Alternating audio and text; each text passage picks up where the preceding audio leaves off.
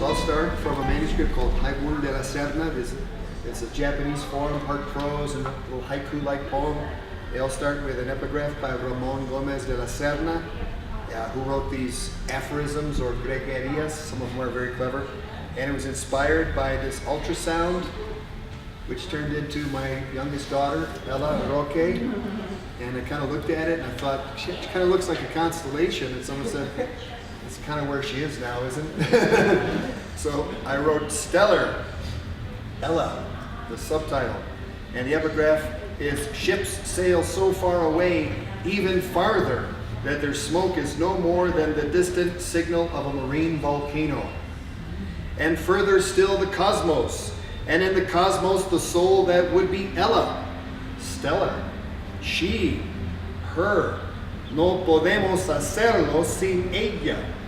Ella as a constellation, a construction out of the womb of the wily Almendina. Ella as a further lesson in the sacred feminine, for one too slow to grasp, but not so hopeless to not get another her. The ship's an ultrasound on goop upon a womb. Here, a radar beep. Here, the sex sticks out, gender. We can both ball now, or ready placenta recipes. In some cultures, two cats couldn't cut it, so out to the stars, stellar overdrive. 2 hearts and a half beating the womb lights out on that vanilla latte. The cloud is faint again, but it's a star cluster. The light farther away than the smoke of a distant ship, skin-boned. And all the captain said was, engage. And all we had was velocity and building up the part that won't rot and letting go the rest so they may in turn remember their dust. And we can turn our sights back on the inky wet of the northwest night sky. Ella, she is. We're listening. And seeing that flashing beat makes ours run harder. This is called Eyes Shut in the Brighton Dome. Training, I love it. Skipping, punch bags, heat, sweat, gloves, sawdust, that smell. Proved good at the fighting. The new number 2 in school. Sparring partner for Tim Pavitt. Before the fight, nerves make me pee, 10-minute loo breaks.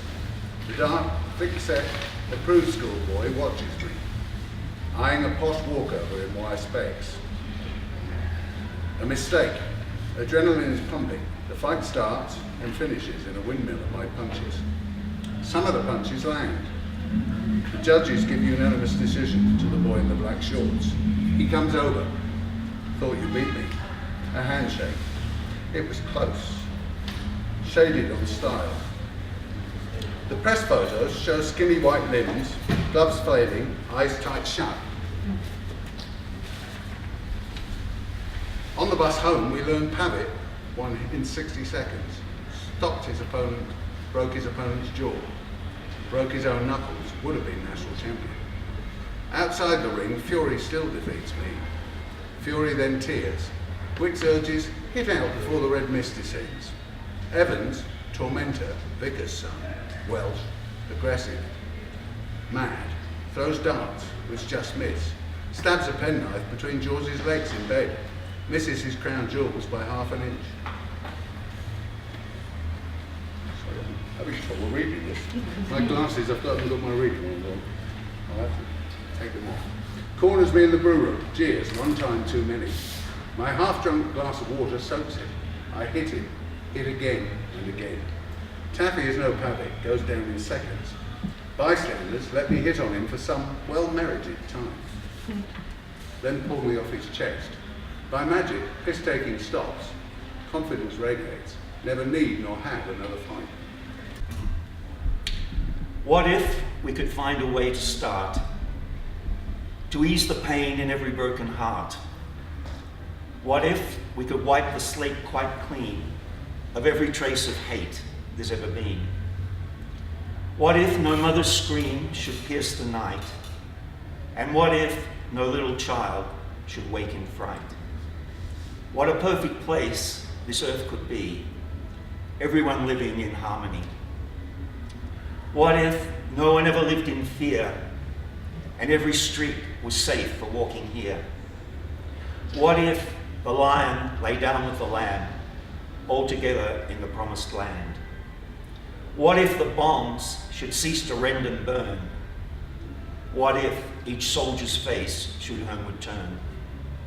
What a perfect place this earth could be. Always everyone walks free. What if we could find a way to start to heal the wounds in every broken heart? What if every shade and hue of skin knew each other for their next of kin? What if we were no longer moved by greed, but each one sought to meet the other's need? What if we did what we know is right, and each one light a candle in the night? I wrote this poem in May 5 years ago, and I know the time because my fourth daughter was expecting her first beautiful son. Waiting full moon. Waking early, high in the pre-dawn sky, the moon rolls, a golden egg. As I watch, glassless, my sleep-soaked eyes blur and gaze as it shimmers and contracts. The rolling world lowers her load, and the moon trembles, tickled by small treetops. Their fingers catch her carefully, and she nests and settles safely. The night blue pales. The stripes of a desert dawn, horizoned bright blue with high pink light, blush the morning in. The moon snuggles away to the west, sleeping. I pad east and see a new rose blossoming to fate the sun. Today I wait, alert for news of the new boy, for him to plunge out to join the southern surf.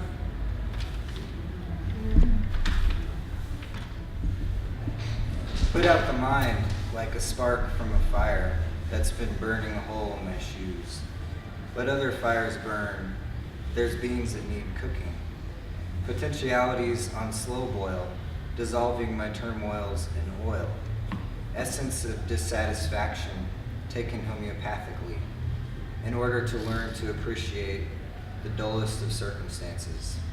But back to the subject, there's a fluttering above my mind, the tickle of playing hopscotch with all kinds of negativity, my agility protecting me, the sword of integrity dissecting me, the power of these subtle chemicals disinfecting me, accepting me.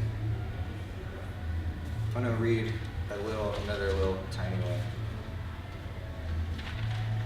I can find it.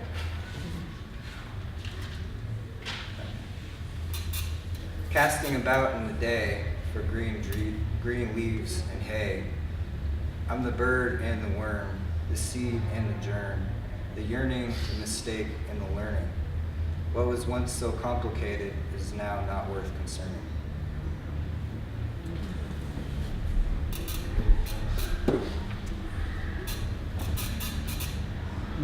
This is a first for me. I've never read a poem from my iPhone before, but I do work on them on my iPhone. And Emil encouraged me to read a poem this afternoon, and suddenly I realized I have several on my iPhone. This is about my experience several months ago at a seminar. It's called At the Do I Have Something to Tell You seminar. I watched their minds and glances wander, it seemed, every which way, to one another's faces, surreptitiously to bright devices, out the sooty window pane, limbed with fake mahogany. Not even sure where I went, but it was far from here, or was it just where eyes meet and linger for more than seconds long, and words are spoken only after pauses to reflect. I wanted to hear deeper than what she presented, to listen to the feeling pulses of her heart's ventricles beating like gills. or how it felt to dwell under the mane of her russet hair, transmitted into the vortex of her thoughts. It felt punishing to be outside the door, knocking and struggling with a hefty lock, since she seemed so much more than those sentences, like mismatched beads she'd strung together in haste. Far beneath her exclamation points, like a cave below a cliff, was divine doubt. Sacrilegious, not knowing, that held her like a goddess, occluded in warm shadow. And when next she spoke, pulses of feeling flew from her flushed brow like a carrier pigeon into the arms of my expectant mind.